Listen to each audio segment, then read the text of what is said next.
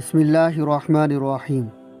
پیارے دوستوں، قرآن پاک کی ایک بہت ہی مشہور آیت ہے جو کہ سورہ بقرہ کی آیت نمبر 156 ہے، جس میں اللہ تعالیٰ ایمان والوں کی صفت میں فرمایا انا للہ و انا الیہ راجعون، یعنی انہیں جب مصیبت آتی ہے تو کہتے ہیں ہم خدا کے ہیں اور ہمیں اسی کی طرف لوٹ کر جانا ہے۔ مسلمان عموماً یہ دعا کسی کی وفات کا سن کر پڑھتے ہیں۔ بہت سوں کو اس آیت کا مطلب بھی معلوم نہیں ہوگا، حالانکہ اس آیت مبارکہ میں اللہ کریم کی حکمت کی کھلی نشانیاں موجود ہیں،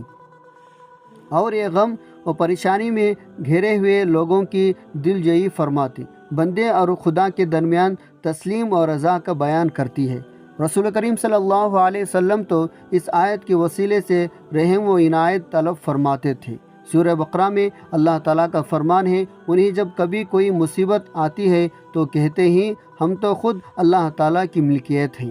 اور ہم اس کے طرف لوٹنے والے ہیں۔ حدیث میں منقول ہے، صفوان رضی اللہ عنہ نے جب دیکھا ام المؤمنین عائشہ رضی اللہ تعالیٰ عنہما قافلہ سے پیچھے رہ گئی تھی تو انہوں نے اس موقع پر انا للہ و انا الیہ راجعون پڑھا تھا۔ گویا یہ بات حق ہے، گم شدگی یا مصیبت کے عالم میں اس آیت کو پڑھا جائے تو اللہ کریم مدد فرماتے ہیں۔ راستے بھٹک جانے پر راستہ مل جاتا ہے۔ اس آیت کو درود عالم کے طور پر بھی پڑھا جاتا ہے اور گمراہی سے بچنے کے لیے بھی مشائخ معمول کا وظیفہ ہے، جو نفس کی سرکش سے بچانے کے لیے بکثرت پڑھتے ہیں۔ خاص طور پر گمشدہ اشیاء کی تلاش میں پریشان ہونے والوں کو انا للہ و انا الیہ راجعون پڑھنا چاہیے۔ امتحانات یا کسی انٹرویو کے دوران گھبراہٹ سے وسوسے سے پیدا ہونے لگے تو انا للہ و انا الیہ راجعون کا ورد کرنا چاہیے۔ لہٰذا انا للہ و انا الیہ راجعون کو بڑی فضیلت ہے۔ ہر چیز کے گمنے پر، ہر چیز کے کھونے پر، کسی چیز کے چلے جانے پہ، کسی چیز کے نہ ملنے پر، اور ایسی چیز جس کے نہ ملنے پر کسی کو نقصان ہو، کسی بھی نقصان کے موقع پر، یا ان تمام چیزوں کے لیے یہ آیت مبارکہ پڑھی جاتی ہے۔ یہ کوئی دعائیں نہیں کہ کسی کے مر جانے پر ہی اس کو پڑھا جائے، لیکن اگر کوئی آپ سے کہے کہ فلاں شخص بیمار ہو گیا، آپ کے آگے سے یہ آیت پڑھے دیں، یعنی انا للہ و انا الیہ راجعون، تو سننے والے کہیں گے کیا تم پاگل ہو گئے ہو؟ وہ شخص مرا تھوڑی ہے جو تم یہ آیت پڑھ رہے ہو۔ تو بھائیوں، جب کسی پر بیماری آ جائے یعنی اس کی صحت چلی جائے تو یہ پڑھے انا للہ و انا الیہ راجعون۔ کوئی چیز گم ہو گئی تو اس پر بھی آپ اس آیت کو پڑھیں۔ کوئی نقصان ہو جائے تو بھی یہ آیت پڑھیں، یعنی ہم اللہ کی طرف سے ہی آئے ہیں اور ہمیں اللہ ہی کے طرف لوٹ کر جانا ہے۔ حضرت ابو موسیٰ اشعری رضی اللہ تعالیٰ عنہ سے روایت ہے، رسول اللہ صلی اللہ علیہ وسلم نے فرمایا، جب کسی انسان کا بیٹا فوت ہو جاتا ہے تو اللہ سبحانہ و تعالیٰ اپنے فرشتوں سے کہتے ہیں کیا تم نے میرے بندے کے بیٹے کی روح قبض کر لی؟ فرشتے کہتے ہیں ہاں۔ اللہ تعالیٰ فرماتے ہیں کیا اس کے دل کے میوے کو بھی قبض کر لیا ہیں؟ فرشتے کہتے ہیں ہاں۔ اللہ تعالیٰ پوچھتے ہیں اس پر میرے بندے نے کیا کہا؟ فرشتے کہتے ہیں اس نے آپ کی حمد بیان کی اور انا للہ و انا الیہ راجعون پڑھا۔ اللہ تعالیٰ فرماتے ہیں میرے بندے کے لیے جنت میں ایک گھر بناؤ اور اس کا نام بیت الحمد رکھو۔ پیارے دوستوں، اس آیت کے پڑھنے کا ایک فائدہ یہ بھی ہے، اس کے پڑھنے سے اللہ تبارک و تعالیٰ بہتر بدل عطا فرما دیتے ہیں۔ صحیح مسلم کے حدیث ہے، ام سلمہ رضی اللہ تعالیٰ عنہا فرماتی ہے، میں نے رسول کریم صلی اللہ علیہ وسلم کو فرماتے ہوئے سنا، یعنی جب ان کے شوہر کا انتقال ہوتا ہے تو آپ صلی اللہ علیہ وسلم ان کے گھر پہنچتے ہیں۔ نبی کریم صلی اللہ علیہ وسلم ان کی آنکھوں کو بند کرتے ہیں اور بند کر کے فرماتے ہیں انا للہ و انا الیہ راجعون۔ جب انسان مر جاتا ہے، روح نکلتی ہے جو کہ پاؤں سے شروع ہو جاتی ہے اور آخر میں آنکھوں سے نکلتی ہے، تو آنکھیں اس کا پیچھا کرتی ہے اور اس کو دیکھتے ہی، لہٰذا انتقال کے دوران آنکھیں بند کر دینے چاہیے۔ فرمایا جب کسی مسلمان کو مصیبت پہنچتی ہے پریشانی، تکلیف، دکھ، درد، ڈپریشن یا کچھ بھی ہو، یعنی اگر کوئی چیز گم گئی اور نہیں مل رہی اور وہ شخص اللہ کے حکم کردہ کلمات پڑھتا ہے جس کا حکم اللہ تبارک و تعالیٰ نے دیا، یعنی انا للہ و انا الیہ راجعون پڑھتا ہے، تو اللہ پاک اس سے بہتر چیز عطا فرما دیتا ہے۔ چنانچہ ام سلمہ رضی اللہ تعالی عنہا کہتی ہے، جب میرے شوہر کا انتقال ہو گیا اور میں نے عدت گزار دی، تب مجھے نبی کریم صلی اللہ علیہ وسلم کا پیغام آ گیا اور انہوں نے اپنے شوہر کے انتقال پر پڑھا تھا انا للہ و انا الیہ راجعون، اور وہ انتظار کر رہے تھی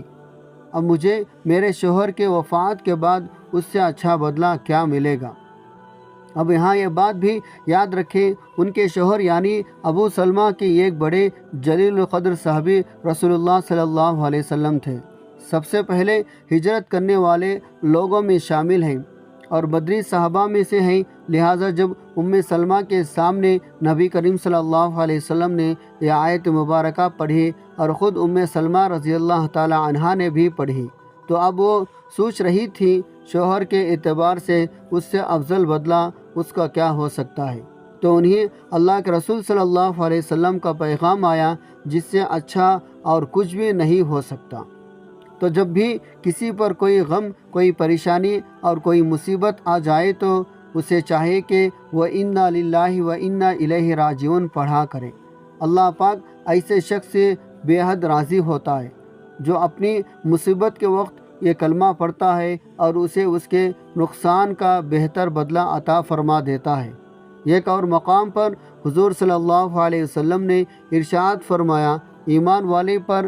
پے در پہ مصیبتیں پڑتی ہی رہتی ہیں، کبھی صدمہ جان پر ہے تو کبھی مال میں نقصان ہے، اور یہ اس کے گناہوں کا کفارہ بنتی رہتی ہے، یہاں تک کہ اللہ تعالیٰ کے ہاں وہ گناہوں سے پاک ہو جاتا ہے۔ حضرت سعید بن جبیر رضی اللہ تعالیٰ عنہ فرماتے ہیں، اس امت کی مصیبت کے موقع پر جو کلمہ عطا کیا گیا ہے اس کے پہلے کسی بھی امت کو یہ کلمہ نہیں ملا، یعنی انا للہ و انا الیہ راجعون۔ حضرت سعد رضی اللہ تعالیٰ عنہ کہتے ہیں، ایک مرتبہ حضرت عمر رضی اللہ تعالیٰ عنہ کے جوتے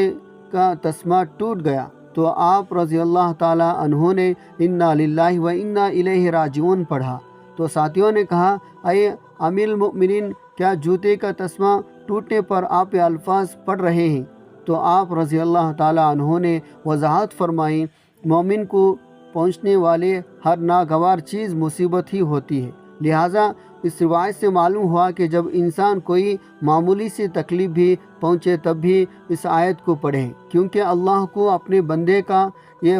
فعل بہت پسند ہے۔ لہٰذا علماء اکرام فرماتے ہیں، جو بندہ روزانہ ایک تسبیح کم از کم 50 مرتبہ یہ کلمہ پڑھتا ہے تو اللہ تبارک و تعالیٰ اسے ہر غم اور مصیبت سے راحت عطا فرماتا ہے،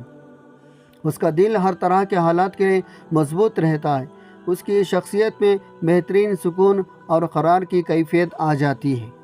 اور اگر ایسا انسان کسی دوسرے انسان کی مصیبت کے وقت دل جوئی کرے گا تو اس کے دل سے بھی مصیبت کا بوجھ ہلکا ہو جائے گا۔ علماء اکرام فرماتے ہیں، کسی شخص کی کوئی ایسی چیز گم ہو جائے جس کے سبب اس کا شدید نقصان خطرہ ہو تو اسے چاہیے کہ اس چیز کو ڈھونڈتے وقت انا للہ و انا الیہ راجعون کا ورد کرتا رہے،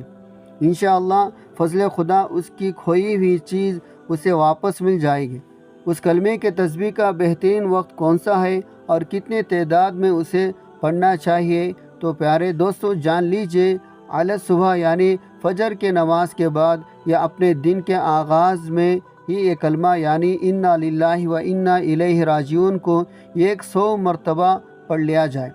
تو انشاءاللہ اس کی برکت سے پورا دن ہر طرح کی مصیبت اور پریشانی سے راحت میسر آ جاتی ہے۔ اللہ تبارک و تعالیٰ سے دعا ہے نیکی کے بات کو سننے، سمجھنے اور اس پر عمل کرنے کی طاقت توفیق مرحمت فرمائے، میرا سنانا اور آپ کا سننا قبول و منظور فرمائے، آمین یا رب العالمین۔ محترم ناظرین، آخر میں درخواست ہے، ہمارے آج کی اس معمولاتی ویڈیو کو لائک شیئر کر دیجئے اور ہمارے اس چینل کو سبسکرائب کر لیجئے، جزاک اللہ خیرہ۔ السلام علیکم۔